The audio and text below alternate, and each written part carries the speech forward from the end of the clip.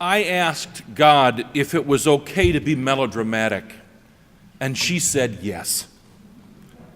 I asked her if it was okay to be short, and she said, it sure is. I asked her if I could wear nail polish or not wear nail polish, and she said, honey, she calls me that sometimes, she said, you can do just exactly what you want to. Thanks, God, I said. And is it okay if I don't paragraph my letters? Sweet cakes, God said. Who knows where she picked that up? What I'm telling you is yes, yes, yes. There's nothing like that wonderful poem by Kaylin Haught for capturing the surprising, positive, loving, liberating power of God. Yes, yes, yes, that's what God says to us, especially for those of us who embrace the resurrection, the ultimate yes of our existence. But this morning, as we enter this season of Lent, I want to talk and have us think together about the no before yes. Because we should acknowledge right off that we spend a lot of our time in life in no. And we should also realize it's important for us to be able to say no to things. In 2014, husband and wife writing team James and Claudia Altucher published their book, The Power of No, because one little word can bring health, abundance, and happiness. In the book, they asked, how many times have you heard yourself say yes to the wrong things? Overwhelming requests, bad relationships, time-consuming obligations. How often have you wished you could summon the power to turn them down? Joseph Heller, the author of Catch-22, was at a New York gathering of rich hedge fund managers. Heller overheard a comment from another writer complaining that these folks made so much more money than they did. And Heller commented that he had something that they did not. What's that, he was asked. He responded, I have enough. Being able to say no means being able to accept your own limitations, to have enough, to be enough. Maybe you read the story this week of the 6th grade dance at Canesville Elementary School in Ogden, Utah, where the girls were told that they couldn't say no when they were asked by a boy to dance. Now, that policy was well-meaning, trying to take the terror and humiliation out of a middle school dance, or at least take it out from the boys' perspective.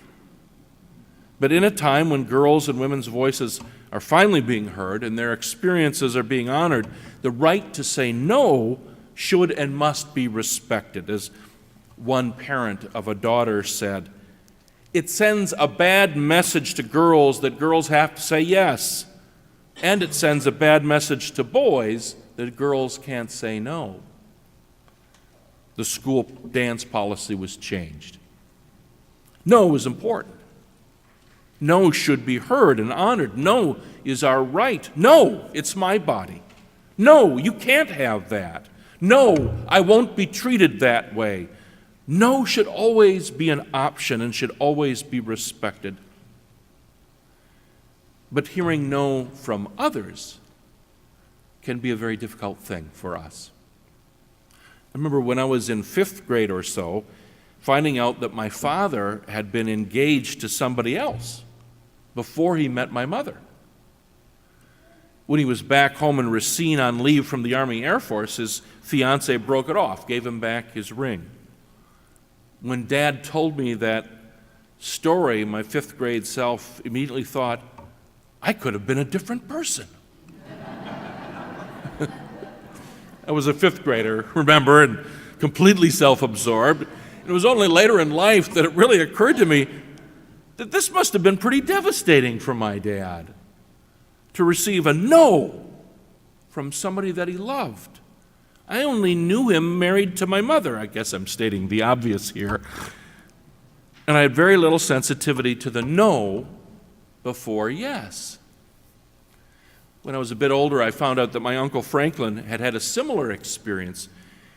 He received his Dear John letter when he was stationed in France during World War II. Franklin ended up a lifelong bachelor. In fact, he never dated again after that disappointment. I wonder if he didn't believe he could ever receive a yes after a devastating no.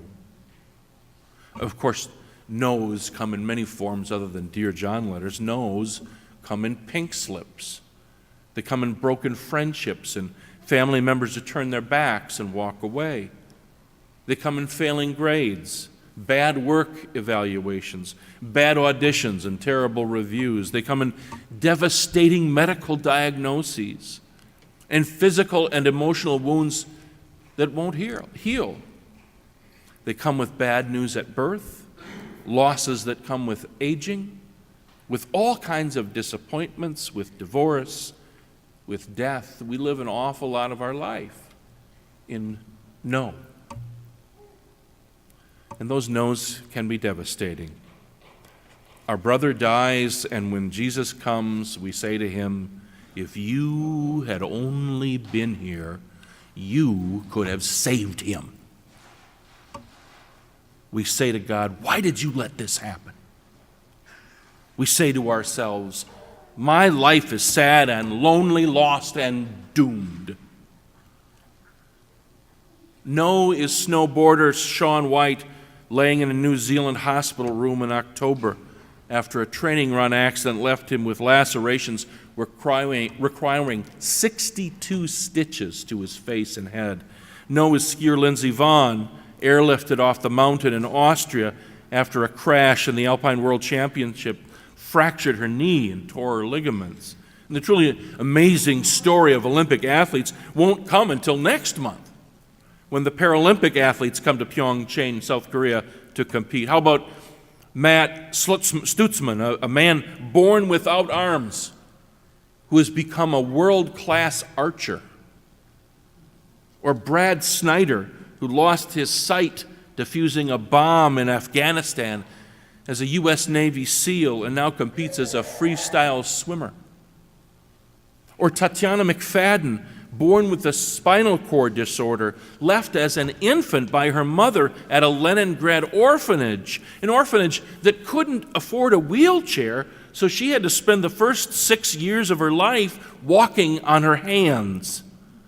And now, as a wheelchair racer, has won 3 golds, 4 silvers, and 3 bronze medals over the last 3 Paralympics games. No, you were born wrong. No, your body has been ruined by violence. No, your family has abandoned you. No, no, no, that's what life tells you. That's what the world tells you. That's what your experience has been. But God has a different answer in mind for you. God says yes. Yes, yes, yes. Listen, losses are real. The no's we experience are not an illusion. But even in the midst of the no's, it's worth looking for those things that we can say yes to. Okay, you lost your job, but what comes next? What's the opportunity that you have opening up before you? What can you say yes to? Thich Nhat Hanh gave a speech once under a huge sign that read, "No mud, no lotus." I heard something similar from my neighbor, though she mentioned something about roses and manure. But the meaning was the same. Sometimes the biggest hurt will produce the most beautiful results. No's can turn into yes. In the 2008 movie Yes Man, Jim Carrey plays a bank loan officer who has become withdrawn since his divorce. He has an increasingly negative outlook on life. He ignores his old friends, is doing terribly at his job.